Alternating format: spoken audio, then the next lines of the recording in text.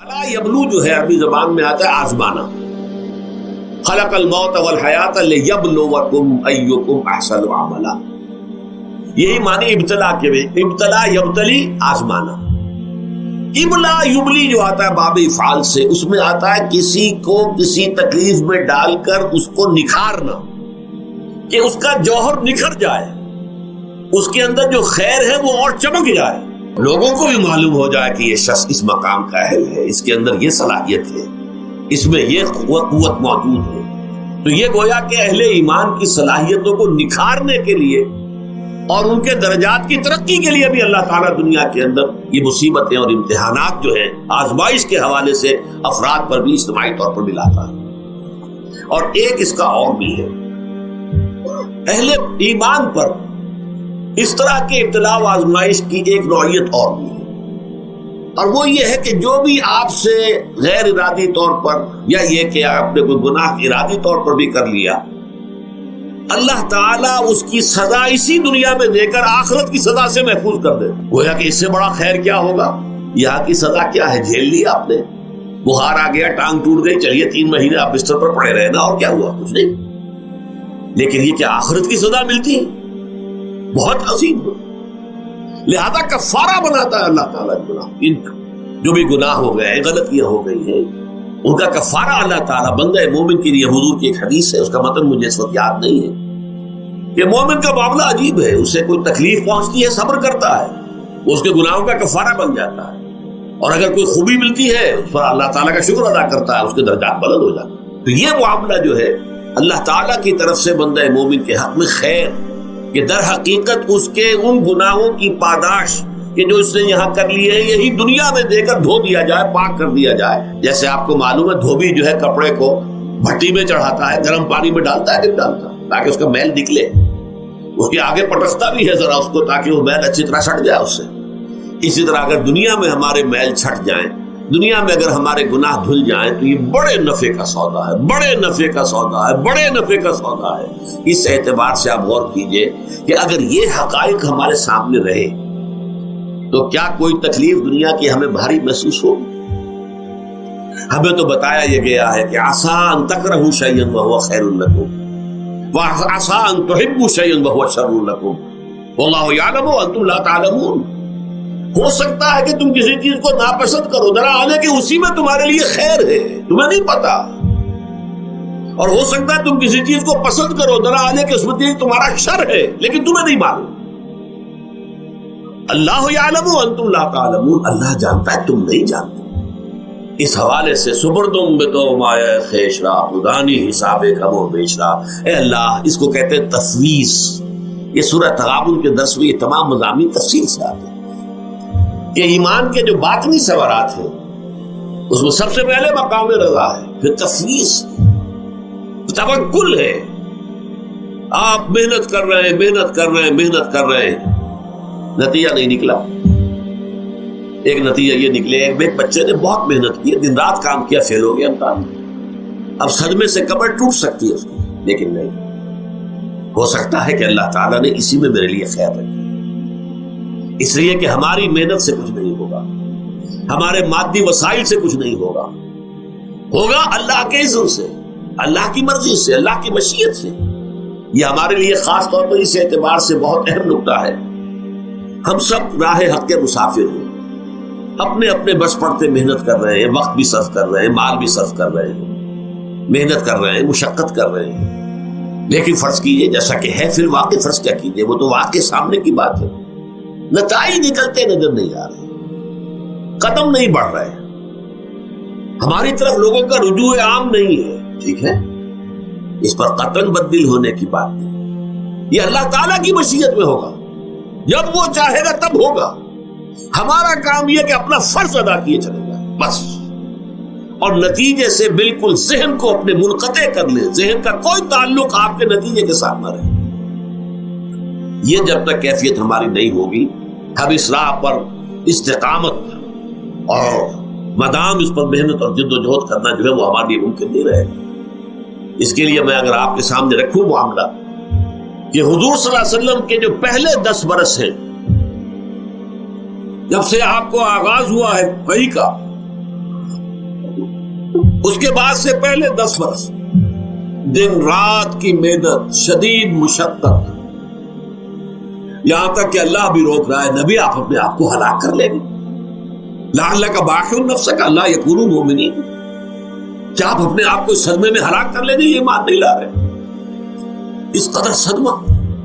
لیکن اس کے ساتھ یہ ہے، یہ نہیں ہے جب نتیجہ نہیں نکل رہا تو کام چھوڑ کے بیٹھ جائے، نہیں، معاذ اللہ معاذ اللہ۔ نتیجہ نہ نکلے تو حضرت نوح علیہ السلام کی عمر بھی اگر حضور کی ہوتی 950 برس بھی حضور دعوت دیتے تھے، آپ کا کام تھا، آپ کا فرض تھا۔ حضرت نوح علیہ السلام بھی تو آخر اللہ کے ایک بندے تھے، اللہ کے رسول تھے، 950 برس تک دعوت دی۔ فلبث فیہم 1000 سنۃ الا 50 عاما، یہ تو ہم مانتے ہی نا، اگر قرآن کے اندر نص قطعی صریح الفاظ نہ ہوتے کہ 950 برس تک رہے، ورنہ یہ بات سمجھ سے باہر آتا ہے۔ عام طور پر معلوم ہوتا ہے کہ اس دور میں ابھی عمر زیادہ تھی لوگ۔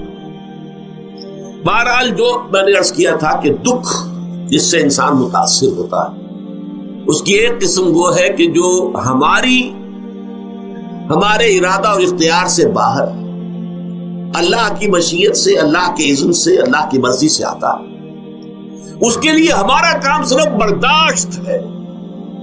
جو شے بھی ہمیں برداشت کی صلاحیت عطا کر دے وہی اس کا علاج ہے۔ جیسے آپ کو معلوم ہے کہ بخار بہت تیز چڑھا ہوا ہے، اس کی دوا نہیں ہے اسپرین یا کوئی اور پیراسیٹامول، بخار کی شدت کو کم کر دے، وہ کوئی علاج نہیں ہے۔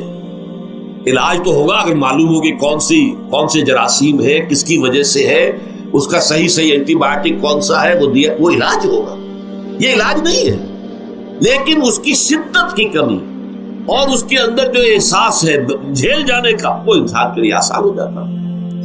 یہی مضمون آیا ہے سورہ حدید میں بھی، ما اصاب من مصیبت فی الارض ولا فی انفسکم، یہاں کھول دیا اس مضمون کو۔ میں نے عرض کیا تھا نا کہ یہ آفت سماوی بڑے پیمانے پر بھی ہو سکتی ہے، زمین میں یعنی زلزلہ آ گیا، فلڈ آ گیا، طوفان آ گیا، ولا فی انفسکم، خاص تمہاری جان میں، تمہیں بخار ہو گیا، تمہیں ٹی بی لگ گئی، تمہیں کوئی اور بیماری آ گئی، تمہیں کینسر ہو گیا، معاذ اللہ معاذ اللہ، ہوتا ہے، آخر ہوتا ہے، دنیا میں انسانی زندگی کے ساتھ یہ ساری چیزیں لگی ہوئی ہیں۔ لیکن یہ چیزیں ما اصاب من مصیبت فی الارض ولا فی انفسکم، نہیں پڑتی تم پر کوئی پڑنے والی کوئی مصیبت، کوئی تکلیف، نہ پوری زمین میں بڑے پیمانے پر، نہ تمہاری جانوں میں انفرادی سطح پر، الا فی کتاب من قبل ان نبرأھا، مگر یہ کہ وہ تو ایک کتاب میں، کتاب اللہ کے علم کی کتاب، ام الکتاب، اس میں پہلے سے درج موجود ہے۔ یہ الٹ اپ نہیں ہو گیا، یہ اچانک نہیں ہو گیا۔ آپ اچانک سمجھتے ہیں کہ صاحب میں تو جا رہا تھا، اچانک ٹرک نے آ کے مجھے دھکا مار دیا۔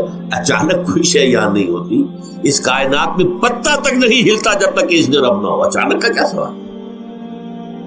در حقیقت جو ہوتا ہے وہ اللہ تعالیٰ کے علم میں پہلے سے ہے، علم کامل، ما کان وما یکون، جو کچھ ہوا ہے، جو کچھ ہوگا، مستقبل، ماضی، کل کا کل، آنے واحد میں اللہ کے علم میں موجود ہے۔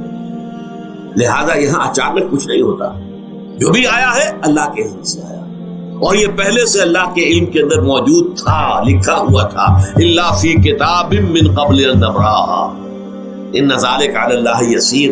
یہ تمہیں تو مشکل نظر آئے گا لیکن اللہ پر بڑا آسان ہے، اللہ کا علم کامل، ما کانا ما یکون کو آگی ہے۔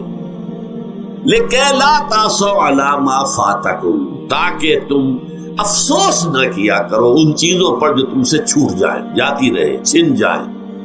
کوئی موقع تھا ہاتھ سے نکل گیا، کوئی دولت تھی اس پر ڈاکہ پڑ گیا، کوئی اور مصیبت ہے وہ آ گئی، کوئی عزیز فوت ہو گیا، اکلوتا بیٹا تھا فوت ہو گیا، وغیرہ وغیرہ۔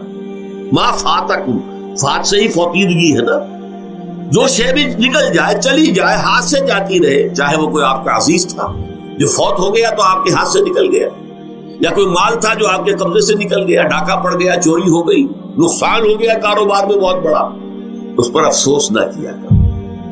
اگر افسوس کرو گے تو اس کا مطلب کیا ہوگا کہ تمہیں اللہ پر اعتماد نہیں ہے، یا تم سمجھتے ہو کہ اللہ کے سوا بھی کوئی ہے جو یہ کام کر سکتا۔ کائنات میں تو ایک ہی کی مرضی چلتی ہے، وہ ہے اللہ۔ لہذا اگرچہ وہ کسی کے ذریعے سے تکلیف آپ کو پہنچی ہے، کسی نے آپ کو پتھر مارا ہے، وہ پتھر ہو سکتا ہے آپ کو نہ لگتا، لگ گیا ہے تو اللہ کے فیصلے سے لگا ہے، اس کا باپ بھی نہیں پتھر مار سکتا آپ کو اگر اللہ کا اذن نہ ہو۔ لہذا آپ پتھر مارنے والے کو بھی مجرم سمجھیے، ٹھیک ہے، اس سے بھی قصاص لینے کا آپ کو حق ہے، لیکن یہ جان لیجئے کہ جو آیا ہے پتھر وہ اذن رب سے آیا۔ اب ظاہر بات ہے کہ اگر یہ کیفیت ہوگی تو غصہ اتنا نہیں ہوگا اس شخص پر کہ جس نے یہ کام کیا ہے، بلکہ ہو سکتا ہے آدمی مسکرا کے رہ جائے، جیسے کہ وہ میں واقعہ سناتا رہا ہوں اپنے دروس میں کہ ایک درویش ملک صاحب بھی جا رہا تھا، جو رب کرے سو ہو، جو رب کرے سو ہو، جو رب کرے سو ہو۔ کسی شخص نے پتھر اٹھا کر دے مارا، اس کے سر پہ لگ گیا، کہ اس نے پیچھے پلٹ کر دیکھا کس نے مارا۔ اس نے کہا مجھے کیا دیکھتے ہو، جو رب کرے سو ہو، یہ تو رب کے مارے سے۔ اس نے کہا مجھے تو یہ پتھر رب کے مارے ہی لگا ہے، لیکن میں دیکھ یہ رہا تھا بیچ میں کس کا منہ کالا ہو گیا، اپنے لیے کس نے ایک گناہ کما لیا، اپنے لیے کس نے ایک مصیبت جو ہے وہ مول لے لی، وہ بیچ میں تم آ گئے ہو۔ پتھر اللہ کی طرف سے آیا ہے، لیکن اس کا عذاب، اس کا وبال تم پر آ گیا۔